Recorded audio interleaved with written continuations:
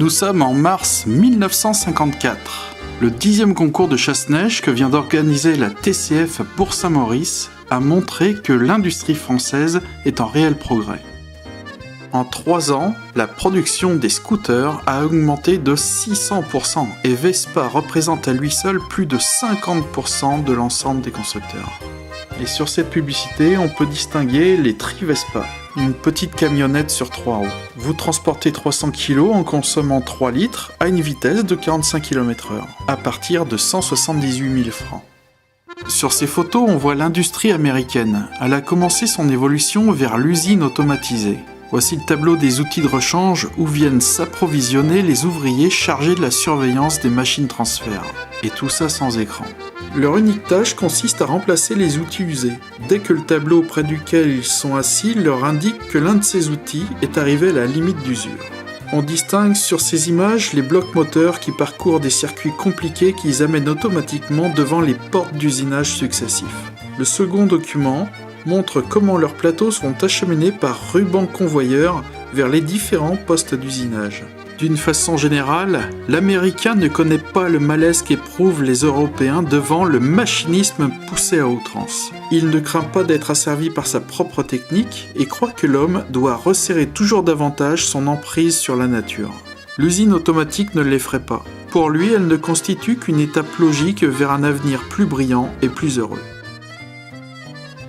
Pour permettre le transport d'objets volumineux, il fallait libérer l'arrière de la voiture de tout élément encombrant. C'est pourquoi la Renault 16 est une traction avant, et c'est une des raisons pour laquelle sa suspension arrière est à roues indépendantes par bras longitudinaux, seule solution permettant d'obtenir à l'arrière un plancher bas et plat. Une des originalités apparentes de la Renault 16 est la forme de son toit, qui est fortement relevé le long de ses bords. La Renault 16 sera proposée en 3 versions différentes: Luxe, Grand Luxe et Grand Luxe avec option dossier avant basculant. Le modèle Luxe possède une banquette avant unique, le modèle Grand Luxe 2 sièges avant séparés, et dans l'option dossier basculant, les 2 sièges avant sont à dossier à inclinaison réglable jusqu'à l'horizontale pour former une couchette. Ajoutons que la voiture en ordre de marche, avec tous les réservoirs pleins, pèse 980 kg et que son diamètre de braquage hors tout est de 10,60 m. La Renault 16 est équipée de freins à disque sur les roues avant et à tambour sur les roues arrière.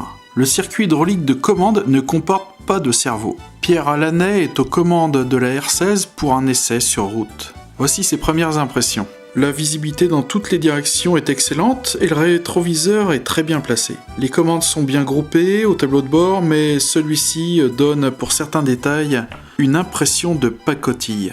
La graduation de l'indicateur de vitesse pourrait aussi être revue. Le frein à main est à gauche, ce qui entraîne qu'il sera réglementairement interdit de donner des leçons de conduite avec. Nous nous décidons à demander davantage au moteur, et sommes agréablement surpris.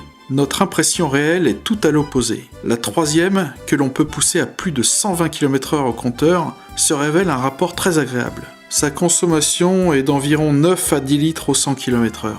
La tenue de route et la suspension nous ont donné entièrement satisfaction. Le confort de la voiture est excellent, son caractère sous-vireur peu accentué, elle encaisse sans réaction les nids de poules et les ornières. Bref, sur ces 2 points, nous estimons que c'est une grande réussite.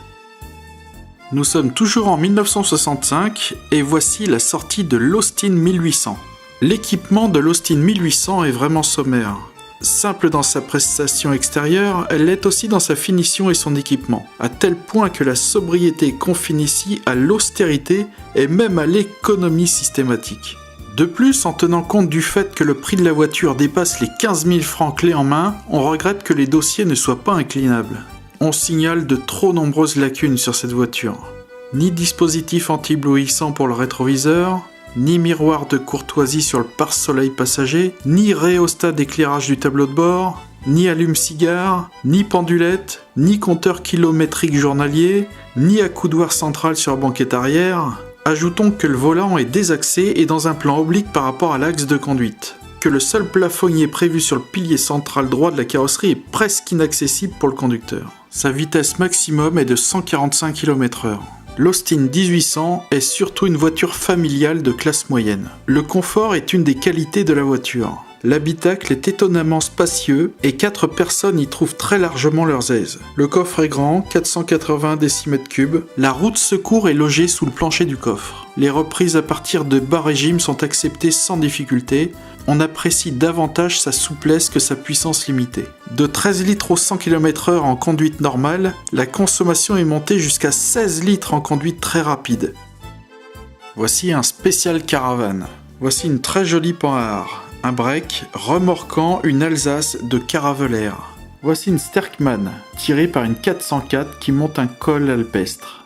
Devant ce très joli pédalo, on découvre une Arven ACC. Et sur celle-ci, on découvre 3 France Confort.